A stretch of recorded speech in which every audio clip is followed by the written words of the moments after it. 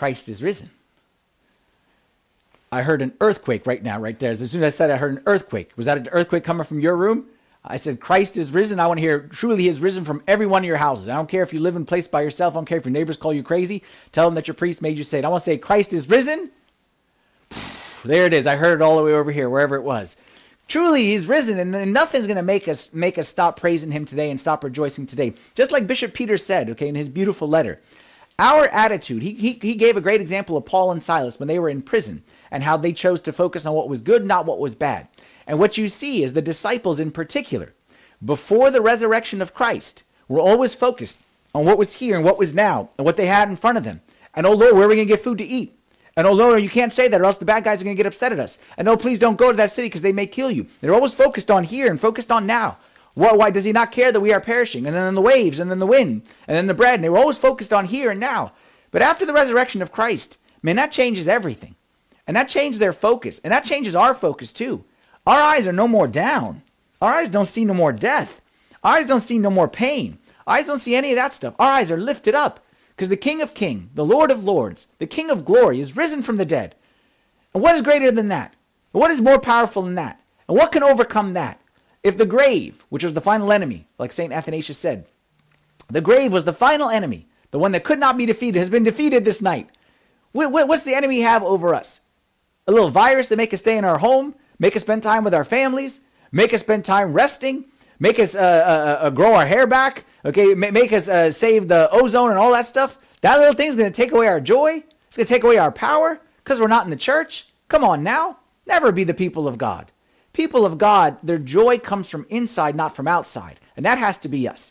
That's why I was so happy. This year's Holy Week. I don't know. I'm going to blame it on Abuna Timothy, okay? He said it, okay? I've been telling you this. Abuna Timothy, the first week of Lent, said, I have a feeling it's going to be a special Lent. And back then, we didn't know anything about no coronavirus. We just heard something coming from, from China or something like that. We just thought it was something funny. Okay, and here we are right now in lockdown, scared to go get our mail. Okay, the delivery man just ring the doorbell and run away. Okay, we didn't know what was going to happen. We didn't know how the world was going to turn out. But Abuna Timothy said it's going to be a special Lent. And it was. One will never forget. 2020 is the most unique year in my lifetime, probably anyone's lifetime, at least thus far, unless you really lifetime is big. Okay, but it's been a very, very unique year. And we've been saying from the very beginning that this year's Holy Week can be just as powerful, if not more. And I can't tell you the number of people who emailed me, and I'm sorry I didn't respond to everybody. The number of people who emailed me and texted me and said this year's Holy Week was the best. And you know who else would say that? I would say that. Okay, one of the advantages, I didn't have to travel. I just rolled out of bed, came to my living room, and that made it very, very much smoother for me. But even beyond that, it was something so special and so powerful. You know why? Because our attitude was we will touch the presence of Christ. We will have the presence of Christ. If we're in church, it's great. If we're not in church, it's going to be great. And I'm telling you, it's our attitude that makes all the difference. For so long, okay, one of the best things is going to come out of this thing. For so long, we were like people who were given fish to eat. And we learned during this Holy Week to be fishers. We learned not to be people who have to be spoon-fed everything. We learned to be people. That's like the disciples in the story that Bishop Peter talked about right here. Before that, Jesus had to tell them, lift your eyes up. Don't worry about this stuff. Why you focus on earthly stuff? Man cannot live by bread alone. Like he had to teach them all that stuff. After the resurrection, that's it. They learned the lesson. They're the ones telling others. Why are you guys miserable in the prison? Lift up your hands. Lift up your voices. They were the ones because they learned the lesson. And I hope and I pray that we learn that same lesson too. And I know we did. I know we did. I know there wasn't anybody who went into this Holy Week with a positive can-do attitude that didn't see it was the most special one ever. I know people who had never been able to attend all the services start to finish, attended every single one. I know people said, I never sang any of these hymns. I sang every single one of these hymns.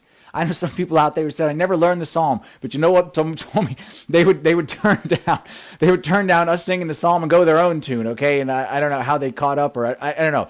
Hey, that's great, and that's how they're learning, okay? And some people gave me some recordings. One person who knows out there gave me his own version of the psalm, and hey, it's a start, okay? We got one more year to get the rest of it, because you can't do that stuff in church, okay? The stuff we're doing in our homes. But my point is to say is it's our attitude, okay? Because like Bishop Peter said, he said it so beautiful right here.